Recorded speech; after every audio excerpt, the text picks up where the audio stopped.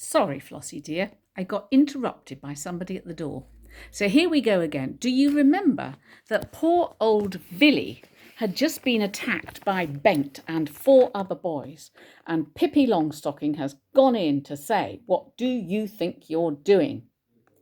And Bengt, who's very, very rude, is being a bit rude to Pippi Longstocking, and this is what he's saying. "Look at that hair of hers, bright as fire, and those shoes," Bengt went on. "Could I borrow one of them? I really want to go out in a rowing boat, but I don't have a boat."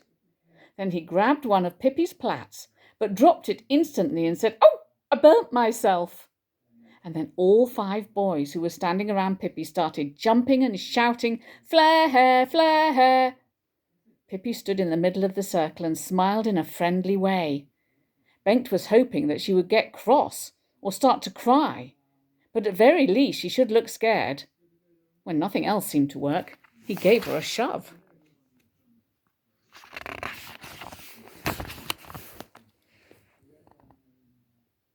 "I don't think you have a very nice way of treating ladies," said Pippi, and then she lifted him up in her strong arms, high in the air. She carried him over to a birch tree that stood nearby and slung him over a branch. Then she picked up the second boy and hung him over another branch, and she took the next one and set him on top of the gate-post outside a house. The next one she tossed over a fence so that he ended up sitting in a flower bed in a nearby garden, and the last of the bullies she put in a tiny little toy wagon that was standing on the road. Then Pippi and Tommy and Anika and Villy all stood there for a moment, looking at the boys, who were speechless with surprise. Pippi said, "What cowards you are! It takes all 5 of you to attack one boy. How cowardly! And then you start shoving around a defenceless little girl too. That's really awful."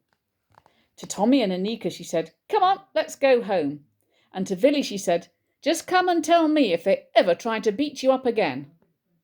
To Bengt, who was perched up in a tree and didn't dare move, she said, "If you have anything else to say about my hair or my shoes, it'd be best if you told me now, before I go home." But Bengt had nothing more to say about Pippi's shoes, or about her hair either. Then Pippi picked up the tin in one hand and the cotton reel in the other and went on her way, followed by Tommy and Anika. There's Bengt, stuck up a tree, and too high to get himself down again. When they reached Pippi's garden, Pippi said, "Oh dear, how annoying. Here, I've found 2 such fine things, and you found nothing. You'll have to search a little harder, Tommy. Why don't you look inside that old tree? Old trees are some of the best places for thing searchers to look." Tommy said that he didn't think he and Anika were ever going to find anything. But to please Pippi, he stuck his hand into a hole in the tree trunk. "Wait a minute," he said, in astonishment, and pulled out his hand. And in it he was holding a truly splendid notebook with a leather cover. In a special holder was a little silver pen. "Now that's really strange," said Tommy.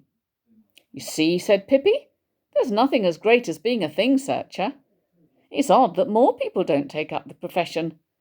They all want to be carpenters and shoemakers and chimney sweeps and stuff like that. But the thing searchers, no thank you, it's not good enough for them." And then she looked at Anika. "Why don't you go and feel inside that tree or inside that old stump? There are nearly always things to be found in old stumps." Anika stuck her hand inside, and almost at once she found a red coral necklace. Then she and Tommy just stood there gaping for a long time. They were so surprised. And they thought that from now on they were going to be thing searchers every single day. Pippi had been up half the night playing catch, and now she suddenly felt sleepy. "I think I'd better go and lie down for a while," she said. "Why don't you come along and tuck me in?" When Pippi sat down on the edge of her bed and took off her shoes, she thought for a moment and then said, "That Bengt said he was going out rowing. Pah!" she sniggered scornfully. "I'll teach him to row. Yes, I will." Just wait till next time. Tell me, Pippi, said Tommy in a respectful tone, why do you have such big shoes? So I can wiggle my toes, of course, she replied. Then she lay down to sleep. She always slept with her feet on the pillow and her head under the covers. They sleep like this in Guatemala, she assured them. It's the only proper way to sleep. And this way I can wiggle my toes while I'm sleeping too. Can you fall asleep without a lullaby? She went on. I always have to sing to myself for a while, otherwise I can't sleep a wink all night. Tommy and Anika listened to the humming sound coming from under the covers. Pippi was singing herself to sleep. Carefully and quietly they tiptoed out of the room so as not to disturb her. In the doorway they turned round and cast one last glance at the bed. They could see nothing but Pippi's feet, resting on the pillow. There she lay, briskly wiggling her toes.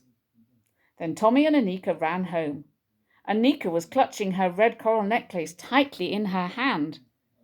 Well, that was really very odd, she said. Tommy, you don't think that Pippi put these things there beforehand, do you? You never know, said Tommy. You really, really never know anything when it comes to Pippi Longstocking.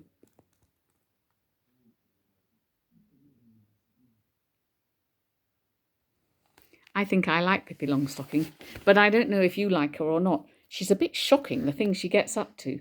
So let me know whether you'd like another Pippi Longstocking story one day or not. So lots of love, Flossie, and I hope you have a very, very nice week with your friends and your teacher at school. And I want to hear all about it soon.